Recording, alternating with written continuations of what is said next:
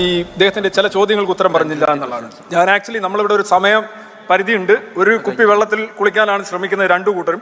അപ്പോൾ താങ്കളുടെ എത്രയോ ചോദ്യങ്ങൾക്ക് ഞാൻ ഉത്തരം പറഞ്ഞു, താങ്കൾ എൻ്റെ ഒരു ചോദ്യങ്ങൾക്ക് ഉത്തരം പറഞ്ഞിട്ടില്ല എന്നുള്ളതാണ് എൻ്റെ ഒരു പരാതി. ഓക്കെ, അവിടെ നിൽക്കട്ടെ.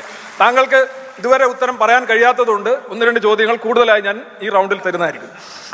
താങ്കൾ ആദ്യം പറഞ്ഞ ഒരു നുണ, ഞാൻ സുന്നിയാണോ ഷാഫിയാണോ എന്നൊക്കെ RC ചോദിക്കുന്നു. ഞാൻ അങ്ങനെ രണ്ട് വാക്കേ ഇവിടെ ഉച്ചരിച്ചിട്ടില്ല എന്ന് നിങ്ങളെ സാക്ഷി നിർത്തി പറയുന്നു. രണ്ട്, സ്വതന്ത്ര ഇന്ത്യർക്ക് എന്ത് പ്രാപഞ്ചിക വീക്ഷണമാണുള്ളത്? പ്രാപഞ്ചിക വീക്ഷണമുള്ള ആർക്കാണ്? ഒരു പഞ്ചായത്ത് മതത്തിന്. എത്ര ഗാലക്സികളെ കുറിച്ച് ആണ് ഈ മതം സംസാരിക്കുന്നതെന്ന് അറിയാവോ? ശ്യാമദ്രവ്യത്തെ കുറിച്ചൊക്കെയാണ് ഇദ്ദേഹം പ്രഭാഷണം നടത്തുന്നത്. എവിടെയാണ് ഈ ഖുറാനിൽ ശ്യാമദ്രവ്യം, ശ്യാമോർജം? എന്ത് പ്രപഞ്ച വീക്ഷണമാണ് ഖുറാനിലുള്ളത്? നക്ഷത്രങ്ങൾ എന്താണ്? നക്ഷത്രങ്ങൾ നിങ്ങളുടെ ഇവിടെ ഡെഫിനിഷൻ പറയാനുള്ള ധൈര്യം ഉണ്ടോ നിങ്ങൾക്ക്? എന്താണ് നക്ഷത്രങ്ങൾ എന്ന് നിങ്ങൾ ഇവിടെ പറയൂ. ഞാൻ അതിലേക്ക് പോകുന്നില്ല, അതൊക്കെ അദ്ദേഹത്തിന് ഒരുപാട് വളരെ ആയിട്ടുള്ള ഏരിയയാണ്. പിന്നെ അദ്ദേഹം കലിമയുടെ കാര്യം പറഞ്ഞു. അദ്ദേഹം ഒരു റെവല്യൂഷനുമായിട്ടാണ് വന്നിരിക്കുന്നത്. എന്താണെന്നറിയോ? ഈ യേശുവിനെയും പിന്നെ മോസസിനെയൊക്കെ അംഗീകരിക്കും.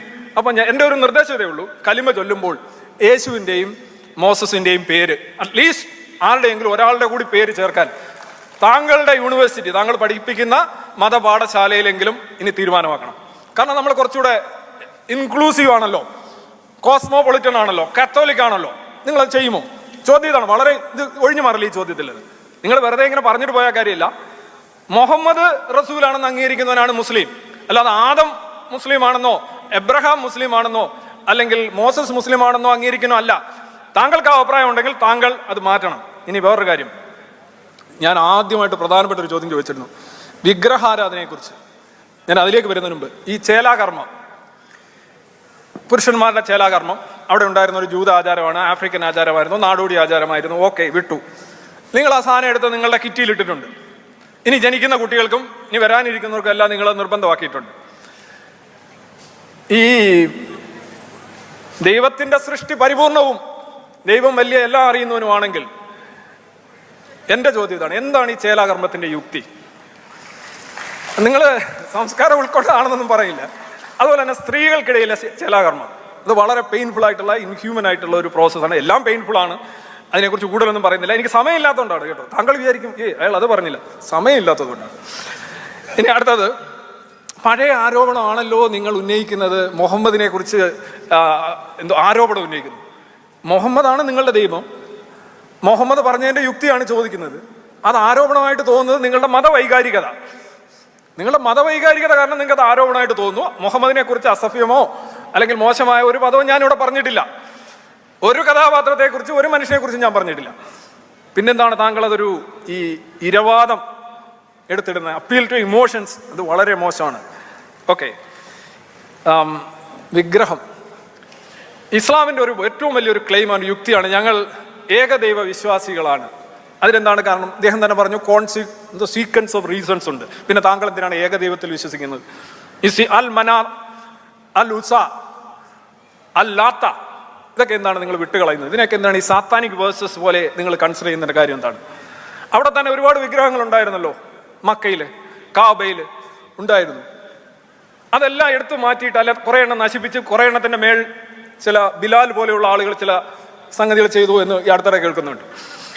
ഇതെല്ലാം ചെയ്തു വെച്ചിട്ട് നിങ്ങൾ ബാക്കിയുള്ളതെല്ലാം നശിപ്പിക്കുകയും മുഹമ്മദിന് താല്പര്യമുള്ളത് മാത്രം നിലനിർത്തുകയും മുഹമ്മദ് മുത്തിയതും മുഹമ്മദ് തൊട്ടതും മാത്രം വെക്കുകയും ചെയ്യുന്നു.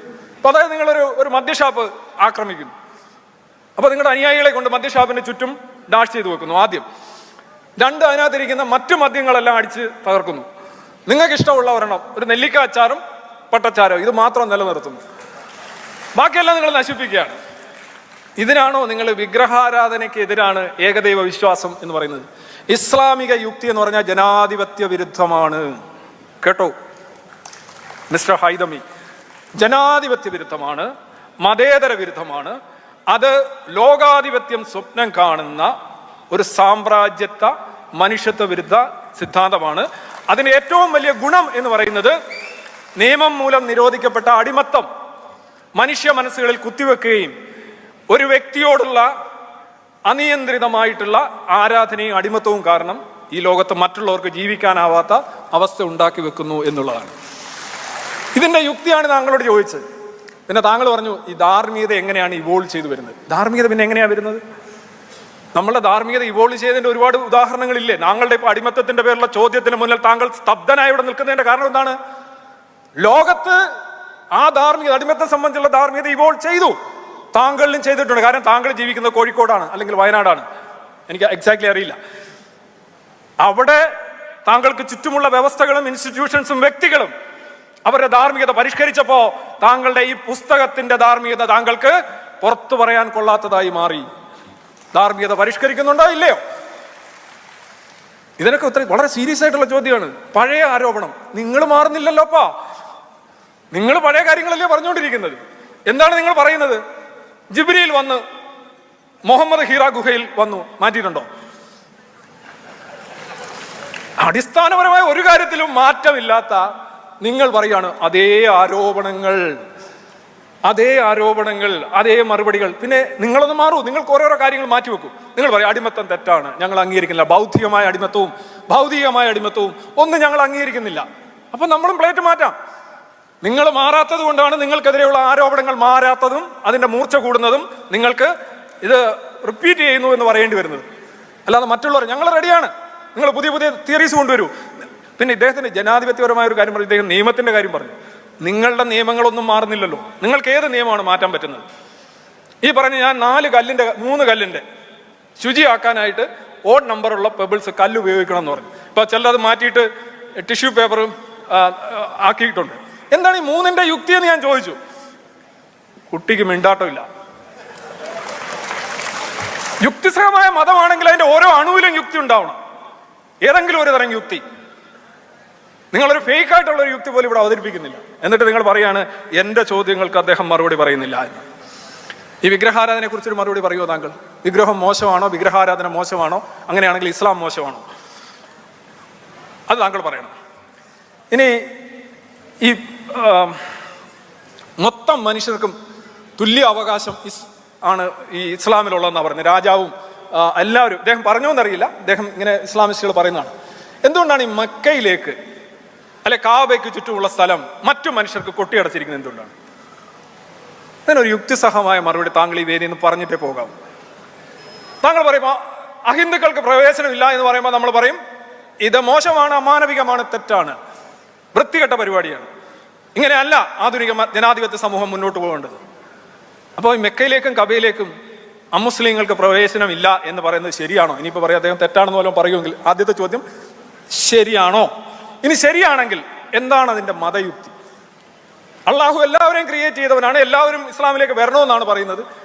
അപ്പൊ ഇസ്ലാം അല്ലാത്തതെല്ലാം മാലിന്യം എന്നുള്ള വളരെ സങ്കുചിതവും വളരെ റിട്രോഗ്രസീവുമായിട്ടുള്ള ഒരു വ്യൂ, അതിനെയാണ് ഇവിടെ അദ്ദേഹം യുക്തിസഹമായിട്ട് ഇവിടെ അവതരിപ്പിക്കാൻ ശ്രമിച്ചിരിക്കുന്നത്. അതിന് അദ്ദേഹം ഒരു മറുപടി പറയുമെന്ന് പറയുന്നത്. ഇദ്ദേഹം പറയാത്തതിൽ ഫ്രീ വിൽ, ഞാൻ സമയം കിട്ടാത്തതുകൊണ്ടാണ് കേട്ടോ, ഫ്രീ വില്ലിനെ കുറിച്ചൊക്കെ ഒരുപാട് സംസാരിക്കുന്നതാണ്. ഫ്രീ വിൽ ഉണ്ട്, നമുക്കുണ്ട് എന്നുള്ള ഒരു ധാരണ നമുക്കുണ്ട്. ആ ധാരണ വെച്ച് നമ്മൾ മുന്നോട്ട് പോകുന്നു. അത് അങ്ങനെ അല്ല എന്ന് താങ്കൾക്കൊന്ന് തെളിയിക്കാവും. താങ്കൾ വേണമെങ്കിൽ സ്പെഷ്യൽ ടൈം ഞാൻ അനുവദിക്കാം. നമുക്ക് അങ്ങനെ ഒരു ധാരണ ഫ്രീ വില്ലിനുണ്ട് എന്നുള്ള ധാരണ ഉണ്ട് എന്നല്ലാതെ അങ്ങനെ ഒരു സംഗതി ഇല്ല എന്ന് തന്നെയാണ് ഞങ്ങളുടെ ആർഗ്യുമെന്റ്. അത് അങ്ങനെ അല്ല എന്നുള്ളത് വസ്തുനിഷ്ഠമായ 1 2 3 4 5 നിങ്ങൾക്ക് ഇവിടെ തെളിയിക്കാവും. ഞാൻ താങ്കളോട് ആദ്യം ഒരു ചോദ്യം ചോദിച്ചിരുന്നു, തനിയെ ഉണ്ടായതല്ലാത്ത ഒരു സാധനം ഇവിടെ കൊണ്ടുവച്ചിട്ട് നമുക്ക് ഡിസ്കഷൻ മുന്നോട്ട് പോകാം എന്ന് പറഞ്ഞു. താങ്കൾ മിണ്ടിയിട്ടില്ല.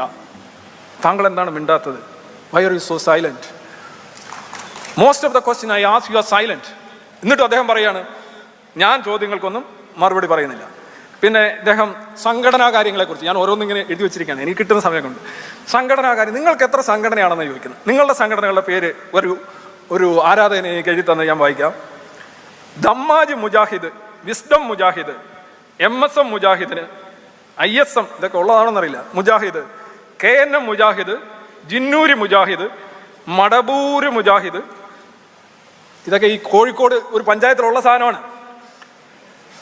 ഇനി സ്വതന്ത്ര ചിന്തയില് ഒന്നിലധികം സംഘടനകളോ ഒന്നിലധികം ആളുകളോ ഉണ്ടെങ്കിൽ അതല്ലേ സ്വാതന്ത്ര്യം എന്ന് പറയുന്നതുകൊണ്ട് ഉദ്ദേശിക്കുന്നത്. സ്വാതന്ത്ര്യം എന്ന് പറഞ്ഞാൽ എല്ലാ ഒരു കേന്ദ്രത്തിൽ നിന്ന് വരുന്ന നിർദ്ദേശങ്ങൾ പാലിക്കുകയോ ഒരു കേന്ദ്രത്തെ മാത്രം അനുവർത്തിച്ചോ അല്ല നമ്മൾ മുന്നോട്ട് പോകുന്നത്. വ്യക്തി പ്രധാനമാണ്. അവന് ചിന്താപരമായി തീരുമാനങ്ങൾ എടുക്കാനുള്ള അവകാശമുണ്ട്. അവൻ അപ്പോൾ പറയാം ഭരണഘടനയെ കീഴ്പ്പെട്ട് ജീവിക്കുന്നു. അത് ഒരു സാമൂഹ്യ വ്യവസ്ഥയിൽ ആവശ്യമാണ്. ഒരു ഓർഗനൈസേഷനിൽ ബോസ് ഉണ്ടാവും, അല്ല നമുക്ക് വ്യക്തിപരമായി ബോസ് ഇല്ല. We are bossless. നിങ്ങൾക്ക് ഇത് രണ്ടും മനസ്സിലാക്കാൻ കഴിയണം.